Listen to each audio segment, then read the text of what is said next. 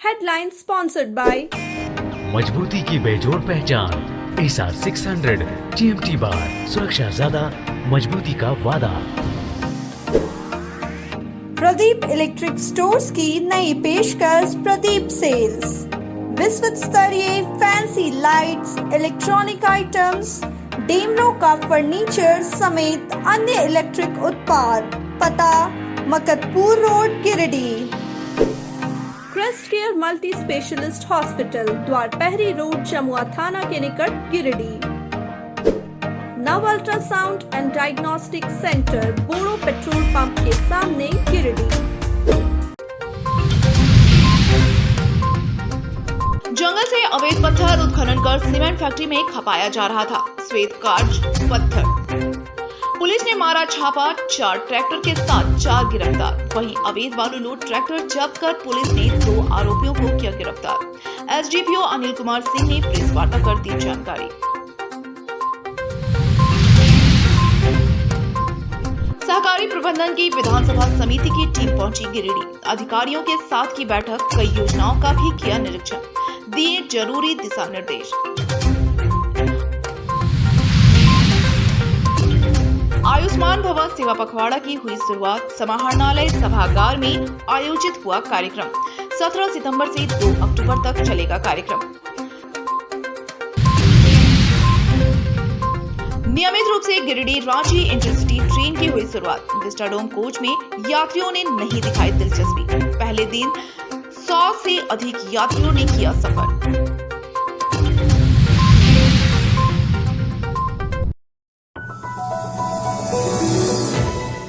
मुफस्सिल थाना इलाके के जसपुर व इसके आसपास के जंगल इलाकों में सफेद क्वार्ज पत्थर का अवैध तरीके से उत्खनन कर फैक्ट्रियों में खपाए जाने के मामले का पुलिस ने भंडाफोड़ किया।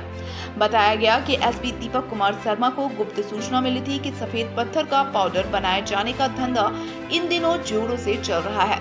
इसी सूचना पर एसपी के निर्देश पर मुफस्सिल थाना प्रभारी कमलेश पासवान ने दलबल के साथ गादीश्री रामपुर स्थित नायक सुपर सीमेंट फैक्ट्री में छापा मारा और यहां से पुलिस ने सफेद पत्थर लोड 4 ट्रैक्टर को जब्त कर लिया। मौके से पुलिस ने 4 लोगों को भी हिरासत में लिया है और पूछताछ कर रही है। छापेमारी के दौरान पुलिस ने बड़े पैमाने पर डंप किया हुआ पत्थर भी बरामद किया है। इस बाबत इंस्पेक्टर सह थाना प्रभारी श्री पासवान ने बताया कि मामले में नायक सुपर सीमेंट फैक्ट्री पर मामला दर्ज कर आगे की कार्रवाई की जाएगी। मिली जानकारी के अनुसार नायक सुपर सीमेंट फैक्ट्री का संचालन चंदन साव के द्वारा किया जा रहा है। छापेमारी के दौरान सभी मौके से भाग निकले। बताया जाता है कि अवैध रूप से पत्थर उत्खनन कर फैक्ट्री में लाया जाता था और फिर यहां पाउडर बनाकर अलग अलग स्थानों पर इसकी सप्लाई की जा रही थी।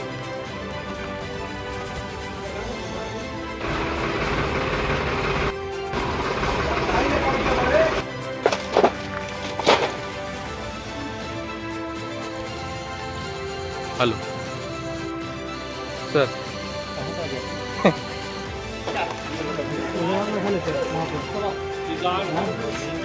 इसका पैसा अलग से लेंगे। इनका फोटो आएगा, कहेगा कि ग्रुप पकड़ा गया ना गया है। सर, क्या गुप्त सूचना मिली थी? और कुछ दिनों से इलीगल माइनिंग और जसपुर जंगल से आसपास के जंगलों से क्वार्ज पत्थर को उठाकर स्थानीय फैक्ट्री में भेजे जाने की बात प्रकाश में आ रही थी। पुलिस अधीक्षक महोदय के गुप्त सूचना के आधार पर एक पुलिस टीम की गठन की गई। पुलिस टीम जो है त्वरित कार्रवाई करते हुए श्री रामपुर घाटी में नायक सीमेंट फैक्ट्री के पास 3 ट्रैक्टर को लोडेड अवस्था में पकड़ा गया है क्वार्ज पत्थर के साथ, और एक फैक्ट्री के अंदर ट्रैक्टर को पकड़ा गया है। सभी पर जब्त की कार्रवाई की जा रही है। इस संबंध में वरीय पदाधिकारी को सूचित कर दी गई है। वरीय पदाधिकारी आकर फैक्ट्री में जांच के उपरांत अगर कार्रवाई की जाएगी। ड्राइवर लोग कुछ मालिक भी पकड़ाए हैं क्या सर? हाँ, कुछ ड्राइवर भी पकड़ाए हैं, कुछ मालिक भी पकड़ाए हैं। ठीक है, इस संबंध में उन्हें आवश्यक पूछताछ की जा रही है और गिरफ्तार कर रहे वरीय पदाधिकारी का इंतजार किया जा रहा है। डीएमओ और क्या कहता है फॉरेस्ट पदाधिकारी को भी घटनास्थल पर आने की सूचना प्राप्त हो रही है। आ जाते हैं आगे।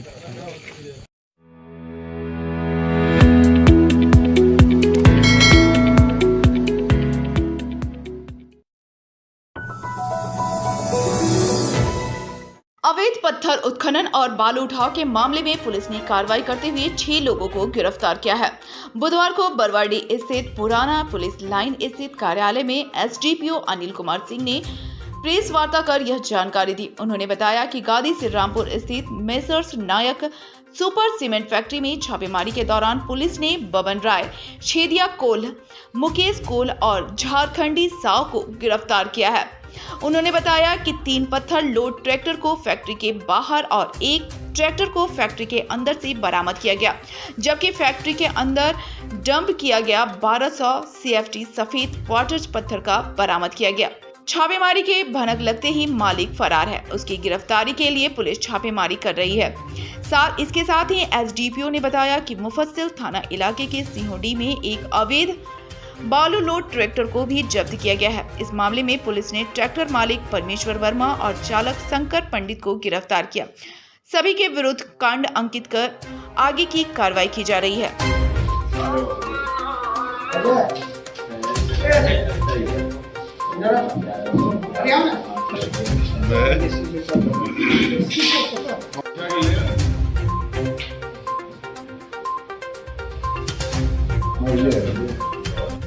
बिल्कुल बंद रखो।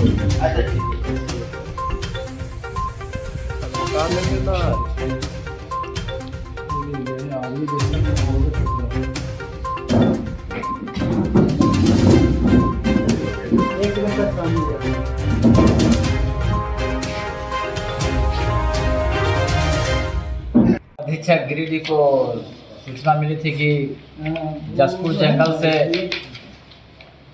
सफ़ेद क्वार्ट्ज पत्थर का तस्करी किया जा रहा है। उसमें मेसर्स नायक सुपर सीमेंट फैक्ट्री गादी श्री रामपुर में है, उसके द्वारा करवाया जा रहा है। उसी सूचना के आधार पर मुफस्सिल पुलिस और माइनिंग के द्वारा छापामारी की गई, जिसमें 3 ट्रैक्टर सफ़ेद क्वार्ट्ज पत्थर को मेसर्स नायक सुपर सीमेंट फैक्ट्री के बाहर में और 1 ट्रैक्टर जिसमें 200 CFT लोड था वो अंदर में पकड़ा गया और करीब 1200 CFT सफ़ेद क्वार्ट्ज पत्थर को मेसर्स नायक सुपर सीमेंट फैक्ट्री के अंदर पकड़ा गया। क्योंकि पुलिस की छापेमारी में जो फैक्ट्री के मालिक है मौके से फरार हो गए, लेकिन जो ट्रैक्टर के चालक और मालिक थे जिसमें छेदिया कोल, झारखंडी साहब, मुकेश कोल, बबन राय को गिरफ्तारी किया गया है। और इसमें ये लगातार इस तरह से जो इनके द्वारा तस्करी की जा रही थी, ये इसमें इनके द्वारा राजस्व की काफ़ी क्षति पहुंचाया जा रहा था और ये लगातार इस तरह के तस्करी में संलिप्त रह रहे हैं। और एक दूसरा कार्रवाई बालू के खिलाफ हुई है, जो सीओडी में एक बालू ट्रैक्टर पकड़ा गया है। इसमें भी दो व्यक्ति को पकड़ा गया है, उसके चालक और मालिक को पकड़ा गया है। और दोनों में प्राथमिकी दर्ज कर ली गई है और विधि सम्मत कार्रवाई की जा रही है।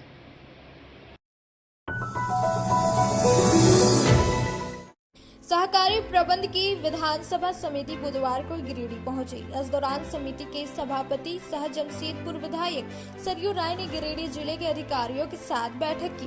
बैठक में डीआरडीए निदेशक आलोक कुमार, अपर समाहर्ता विल्सन बैंगरा, उप नगर आयुक्त समेत कई विभाग के अधिकारी मौजूद थे। बैठक में सरयू राय ने गिरिडीह जिले में अधिकारियों के कामकाज को लेकर असंतोष जाहिर की। बैठक के बाद सरयू राय ने पत्रकारों से बातचीत के क्रम में राज्य में ईडी की कार्रवाई को लेकर भी सवाल खड़े किए। उन्होंने कहा कि राज्य में जारी भ्रष्टाचार की जड़ें पूर्ववर्ती सरकारों से शुरू हुई है, लेकिन ईडी की कार्रवाई वर्तमान सरकार के खिलाफ नजर आ रहा है। उन्होंने कहा कि राज्य में हुए पत्थर घोटाला, शराब घोटाला, इन सभी मामलों में ईडी के द्वारा वर्तमान मुख्यमंत्री हेमंत सोरेन से पूछताछ कर रही है, लेकिन इन सभी की जड़ें पूर्ववर्ती सरकारों से शुरू होती है। इसलिए ईडी को पूर्ववर्ती सरकारों के मुख्यमंत्री से भी पूछताछ करनी चाहिए। उन्होंने कहा कि राज्य में सबसे ज्यादा शराब घोटाला 2015, 16 और 2019 के बीच हुआ है। ऐसे में ईडी को पूर्व मुख्यमंत्री रघुवर दास से भी पूछताछ करनी चाहिए। उन्होंने राज्य में इंडिया गठबंधन बनाम एनडीए गठबंधन की जुगलबंदी की भी चर्चा की। उन्होंने कहा जमशेदपुर में राज्य के पूर्व मुख्यमंत्री रघुवर दास और वर्तमान स्वास्थ्य मंत्री बन्ना गुप्ता के बीच कई ऐसे काम हैं जिसमें साझेदारी है, इसलिए दोनों एक दूसरे के खिलाफ चुप रहते हैं। उन्होंने ईडी से भ्रष्टाचार में संयुक्त सभी लोगों के खिलाफ कार्रवाई करने की बात कही है।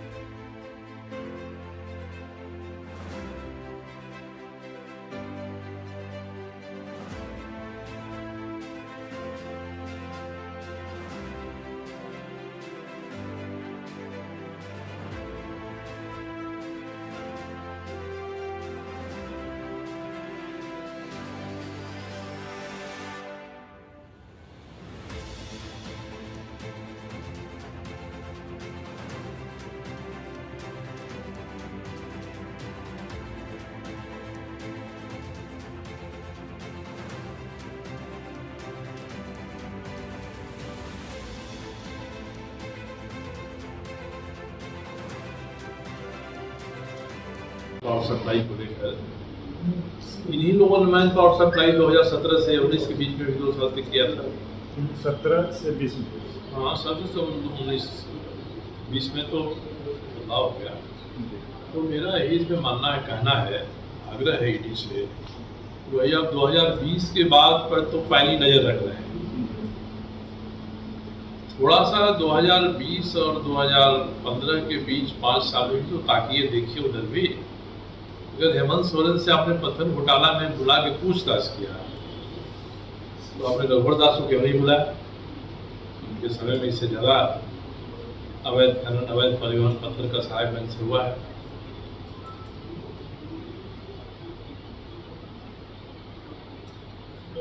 पूजा सिंघल को दोषी पाकर जेल में डाले हुए हैं, तो जिसने उनको क्लीन चिट दे दिया उनसे तो पूछना तो चाहिए बुला के कि भाई आपने क्यों दे दिया क्लीन चिट, क्या कारण था, क्या जांच कराया आपने?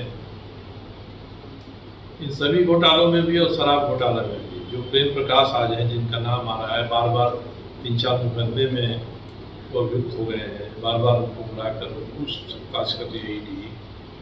यही प्रेम प्रकाश को 2017 से 20 के बीच में भी थे। इनके ऊपर 7 करोड़ रुपए के गबन का केस करने के लिए FIR तैयार करके भोर सिंह यादव एक ईमानदार अधिकारी माने जाते हैं। भोर सिंह यादव रांची के अरगोड़ा थाना में जब वे उत्पाद आयुक्त थे, दिन भर बैठे रहे कि थानेदार ये FIR,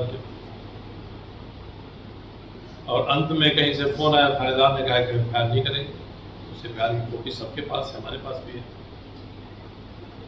तो शराब घोटाले में अगर पूछताछ हो रही है जोगिंदर तिवारी से और किससे,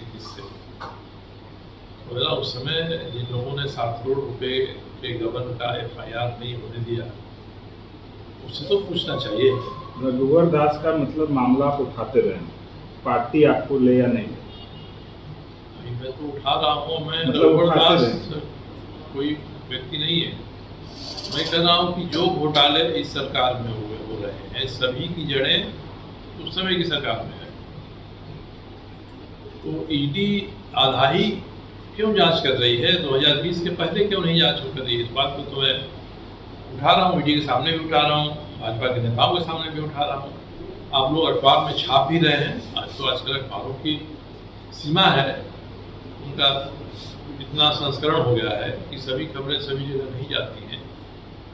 तो मैं पहले रांची में छपा है, जमशेदपुर में छपा है। मतलब ईडी तो आप यही रहे हैं कि पूरा जांच क्यों सब कुछ बात कर रही है कि उसके पैर में वहाँ कुछ लगा दिया जाता है कि वो आगे न बढ़े, उधर न जाए। तो ये हो तो रहा है ना। मैं तो सबूत के आधार पर बोल रहा हूँ, कोई मैं आरोप नहीं लगा रहा हूँ। ईडी ने चार्जशीट में जो दिया है और ईडी के जांच में जो बातें साबित आ रही हो रही, 2 मामलों में तो चार्जशीट दे दिया कोर्ट के सामने, और उस चार्जशीट में सब बात ईडी ने लिखा है। पिछली सरकारों में भी, पिछली सरकार में दिया है 2015-16 में इतना, 16-17 में इतना, 17-18 में इतना। विभूति प्रसाद जो आज नामी डिस्ट्रिक्ट प्लानिंग अफसर हैं साहेबगंज के, वो 2018 में ही नियुक्त हुए हैं। वो साहेबगंज में 2018 में भी गए हैं और सबसे अधिक खनन उसी पीरियड में हुआ है।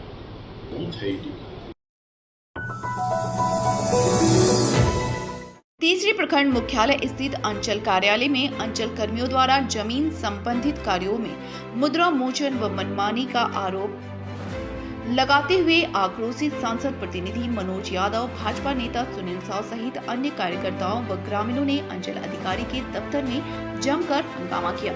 मौके पर सीओ दीपक प्रसाद के समक्ष ही कर्मचारी पर जमीन म्यूटेशन, आय, जाति, आवासीय प्रमाण पत्र, चेक स्लिप और जमीन संबंधित सुधार करने में मुद्रा मोचन करने का आरोप लगाया। इस दौरान बात इतना बढ़ गया कि सीओ के दफ्तर में छिड़ी बहस में सीआई सुधाकर कुमार और भाजपा नेता सुनील साव आमने सामने हो गए। हालांकि इन सभी मुद्दों पर सीओ दीपक प्रसाद चुप्पी साधे हुए आक्रोशित भाजपा नेताओं की शिकायत सुनकर उन्हें शांत कराते नजर आए। हमसे हो रहा है, हमसे क्या 10,000 दोगे तो बाकी खाली होगा। अरे इनका देखिए ना, इनका पैसा ले लिया है, 6 महीना तक हो गया, ले लिया है, पैसा ले लेके पैसा ले लिया, पैसा ले लेके आपने इस तरह से वो करता प्राप्त बताइए। ठीक है, कैसे देखिए सर, आप जो है नीति का कागज कुछ दब लाना चाहिए। सियासत आप लोग सुने तो क्या सुधारेगा?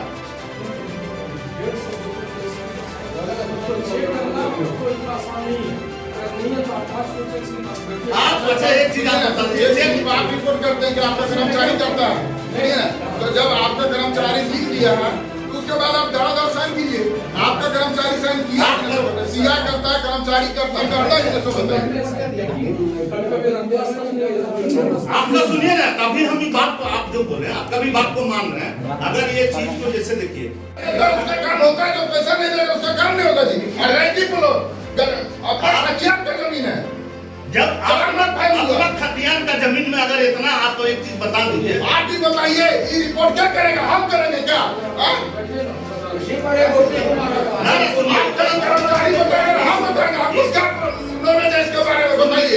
भाजपा नेता सुनील साव ने बताया कि उन्होंने एलपीसी बनाने के लिए 3 माह पूर्व ही अंचल में आवेदन दिया था, लेकिन 3 माह से अंचल का चक्कर लगाने के बाद भी अभी तक कार्य पूरा नहीं किया गया है, जिससे आक्रोशित नेताओं ने अंचलाधिकारी को मामले से अवगत कराते हुए अंचल कर्मियों की कारस्तानी बतलाई।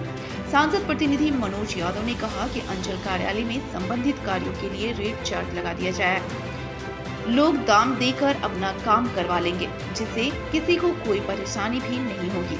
वहीं खरखरी पंचायत के ग्रामीण राम कुमार राय और अनिल शर्मा ने जमीन म्यूटेशन करने के एवज में कर्मचारी द्वारा 10,000 रुपए की मांग करने की शिकायत की।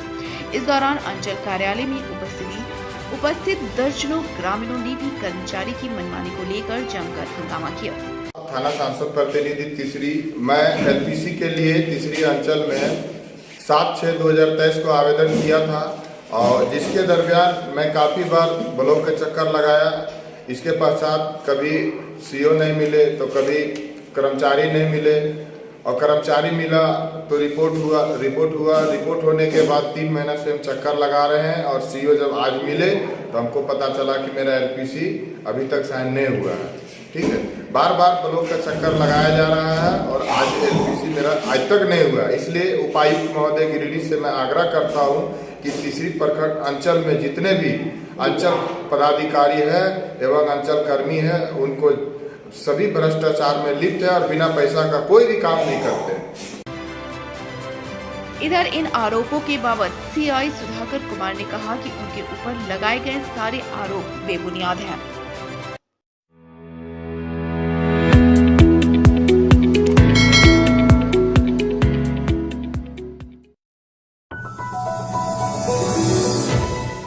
गिरिडीह रांची इंटरसिटी ट्रेन के उद्घाटन के बाद बुधवार से ट्रेन का नियमित परिचालन शुरू हो गया। परिचालन को लेकर बुधवार को निर्धारित समय 1 बजे ट्रेन रांची से न्यू गिरिडीह रेलवे स्टेशन पहुंची। इसके बाद 2 बजे गंतव्य के लिए रवाना हो गए।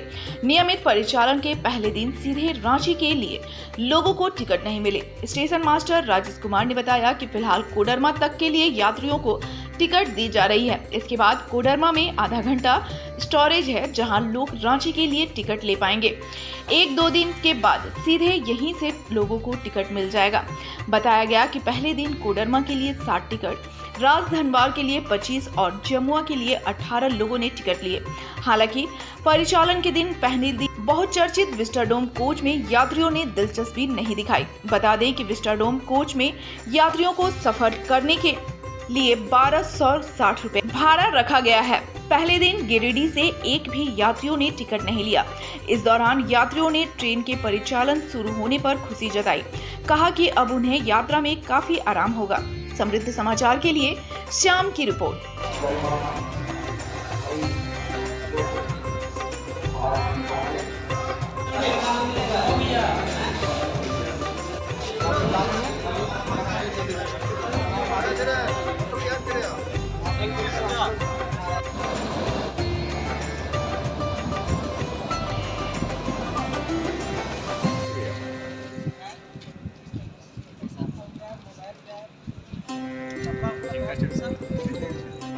फोटो या खींचिएगा।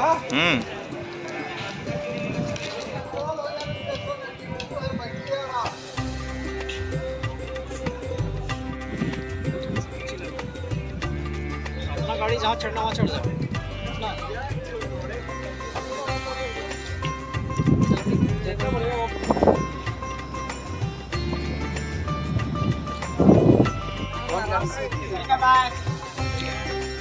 यार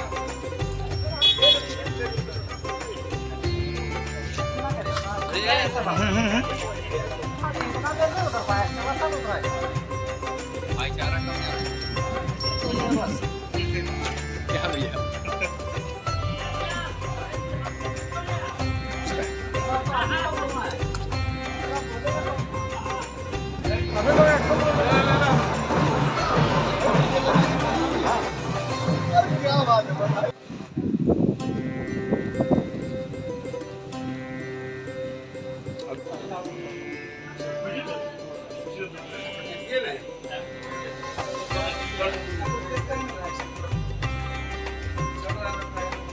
भैया पनिया ले लीजिएगा। पनिया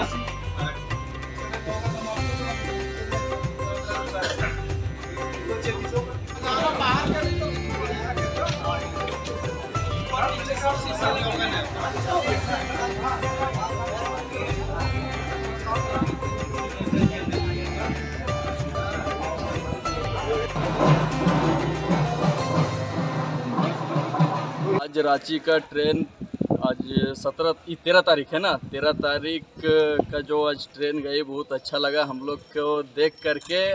हमारे मेहमान भी गए हैं रांची, बड़ी खुशी की बात है। और टाइम को थोड़ा सा खाली चेंज कर दिया जाए, सुबह का अगर कर दिया जाए तो सारा काम बनते हुए फिर शाम को रिटर्न आ सकते हैं।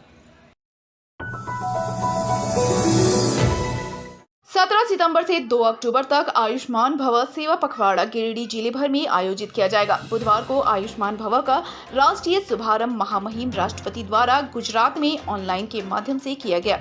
इसके साथ ही गिरिडीह जिला में कार्यक्रम का उद्घाटन सिविल सर्जन के द्वारा समाहरणालय के सभागार में कार्यक्रम का आयोजित कर किया गया।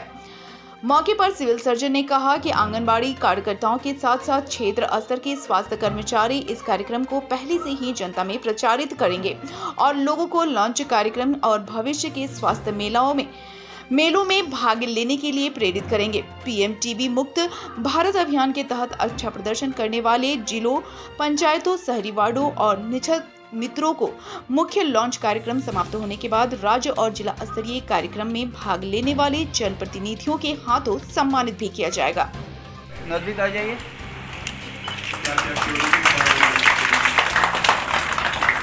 दृष्टिगत रखते हुए इस आयुष्मान भव कार्यक्रम मेन कंपोनेंट जिसके अंतर्गत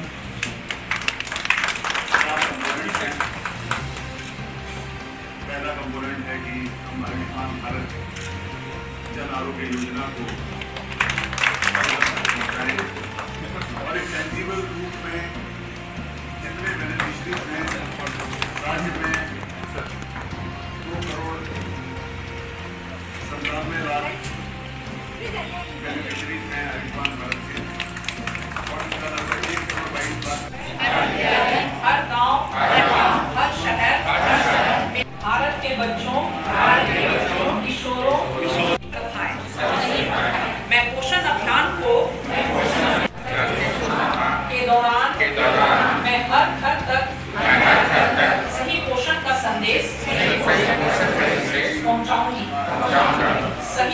का अर्थ मेरे भारतीय भाई और बहन और सब बच्चे स्वस्थ होंगे और पूरी क्षमता प्राप्त करेंगे, यह मेरी प्रतिज्ञा है। सही पोषण देश पोषण। जय हिंद। देवियों और स्वजनों, आयुष्मान भव जैसे सर्वसमावेशी पहल के लिए मैं डॉक्टर मनसुख मंडवा जी तथा उनकी पूरी टीम की बहुत सराहना करती हूँ। कोई भी व्यक्ति पीछे ना छूटे तथा कोई भी गांव पीछे ना छूटे, यानी 100% लोग स्वास्थ्य सेवाओं का लाभ उठा सके, ये लक्ष्य सही अर्थ में यूनिवर्सल हेल्थ कवरेज के उद्देश्य को प्राप्त करने में हमारे देश को सफल बनाएगा। हमारी परंपरा में एक बहुत अच्छी प्रार्थना है, सर्वे भवन्तु सुखिनः, अर्थात सर्वे सन्तु निरामयाः, अर्थात सभी लोगों रोग मुक्त हो, यानी स्वस्थ रहे। प्रत्येक व्यक्ति स्वस्थ रहेगा और प्रत्येक परिवार स्वस्थ रहेगा तो स्वस्थ भारत का निर्माण का संकल्प सिद्ध हो पाएगा। मुझे ये जानकर प्रसन्नता हुई है कि इस लक्ष्य को सिद्ध करने के लिए मल्टी मिनिस्टरियल अप्रोच अपनाया गया है। आज आयुष्मान भव का शुभारंभ माननीय राष्ट्रीय महोदया द्वारा पूरे भारतवर्ष में किया गया। इस अभियान के अंतर्गत जो हमारे 3 कंपोनेंट हैं, पहला कंपोनेंट है कि इसमें सभी सैया और सेविका अपने आंगनवाड़ी क्षेत्रों में सभी लोगों का घर घर जाकर 100% आयुष्मान कार्ड और आभा कार्ड का निर्माण करेंगे, आभा कार्ड बनाएंगे, रजिस्टर करेंगे और उनको वितरित करेंगे। दूसरा कंपोनेंट है स्वच्छता अभियान का।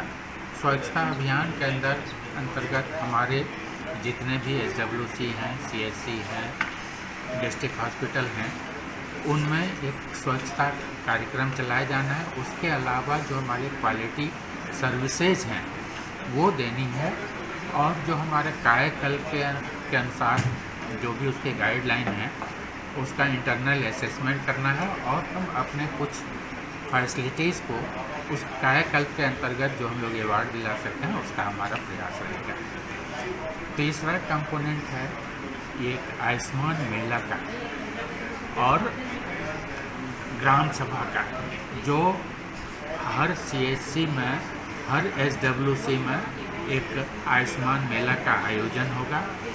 उसके अंतर्गत हर तरह की जो सुविधाएं हैं, संचारी, गैर संचारी, उसकी स्क्रीनिंग, आई की स्क्रीनिंग और भी अन्य रोगों की स्क्रीनिंग, इसमें विशेषज्ञ चिकित्सकों की सेवाएं भी ली जा सकती हैं। ज़रूरत पड़ी तो मेडिकल कॉलेज से हम लोग विशेषज्ञ कॉल करके बुला के उनकी सेवाएं देंगे। साथ साथ रक्तदान का भी कार्यक्रम होगा और अंगदान से संबंधित जागरूकता कार्यक्रम फैलाए जाएंगे।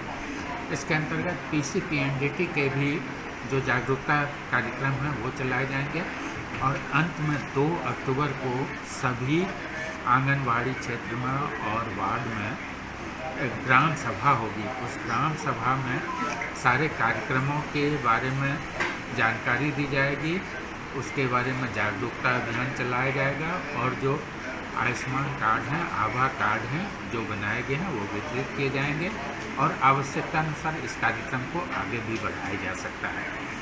हम आप सभी से इस कार्यक्रम की सफलता के लिए अनुरोध करते हैं और हमारा आह्वान करते हैं कि सभी इस कार्यक्रम में आगे आवें और इसको सफल करें।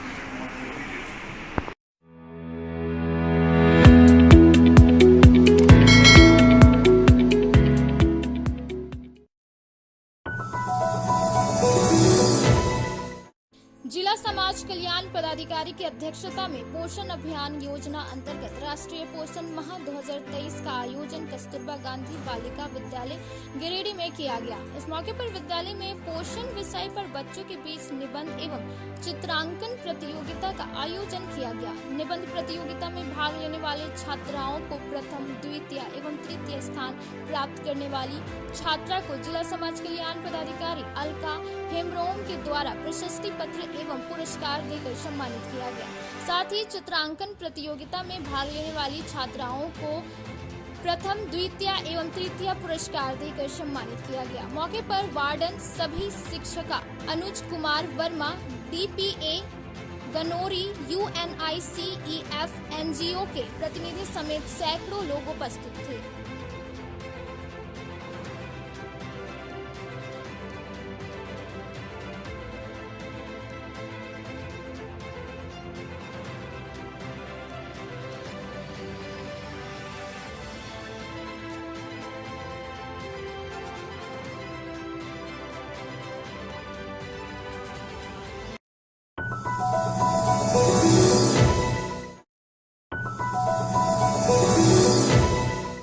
तो ये था हमारा आज का अंक। अगले अंक में फिर से होगी मुलाकात कुछ ताजा तरीन खबरों के साथ। तब तक के लिए दीजिए पूरी टीम को इजाजत। नमस्कार।